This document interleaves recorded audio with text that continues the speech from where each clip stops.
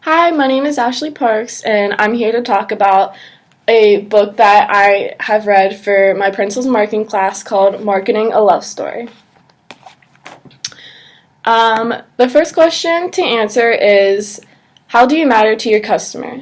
If your customer sees that you genuinely care about them, your company will become successful. You should have no problems with a loyal customer if you maintain their trust.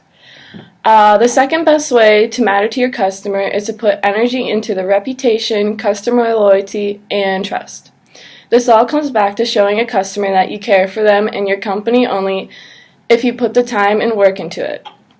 I really like how the author said, success is how your customer feels, which is very true. If your customer is happy with you and your company, then you will be very successful in the business world.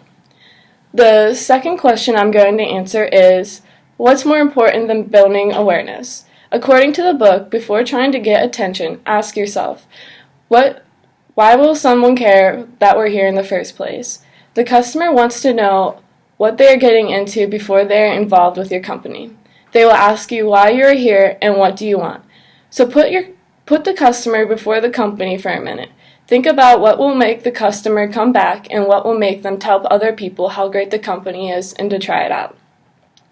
We share an example in class that explains number 1 as the purchase, number 2 as the second purchase if they're making one, known as the customer lifetime value, and number 3, customer word of mouth, which means that you just gained a new customer. What's more important than building awareness is that you plan to do with it once you got it, according to the book. The third question is, what was a specific point from the book that you found particularly insightful and helpful? What I thought was very helpful is how the author explained how to be careful selling a story. According to the book, to put the words story and selling side by side because is very risky, and that's because you don't want to manipulate your customer. You want your customer to trust you. I really like the example that she used of her husband being a good doctor. Doctors sell trust by getting good grades and to go to medical school, but you have to put the time and the work into it. It is a good example to use for college students who is practicing really any subject, but what we're talking about right now is marketing, because they have to work to get good grades, to know what they are doing, such as being able to gain trust and how to become successful. The fourth question I'm going to answer is, apply a concept that you have learned in class with something you found of interest in the reading. I liked how the author explained that thinking about the customer before gaining awareness is important. I think it really ties into what we emphasize in class on how to maintain a loyal customer. We shared examples in class on how to gain trust from a customer to keep buying your products, to keep coming back to your company, and so on. I strongly agree that the best way to maintain a loyal customer is to put them first. It really shows that not only do you just care about your company, but you really care about what your customer as well.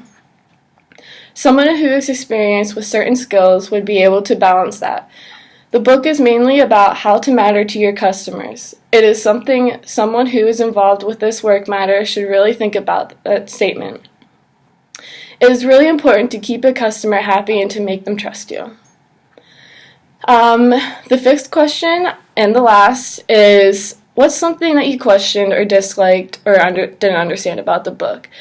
The first thing I disliked is how the author only referred a customer or owner of a company as he. Women and men both can be a loyal customer, and I think that a woman who contains the right skills can own a company just as well as a man can. There are many powerful women in the business world, and some may do a better job than some men do. Next, I did not really understand the part where the author said that the competition isn't your competition. I question this because I'm a competitive person. I always want to be first. I understand that if you already created a brand, then why is it worth sharing for, or why are you worrying about the competition? But I think that is really worth sharing than to take the spotlight and to be the first one in the race. So, in conclusion, the author really targeted the readers to care and love your customers.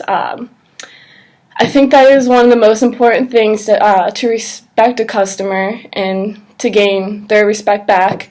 Your customer will never come back if you can't agree how to matter to your customer. Thank you for watching.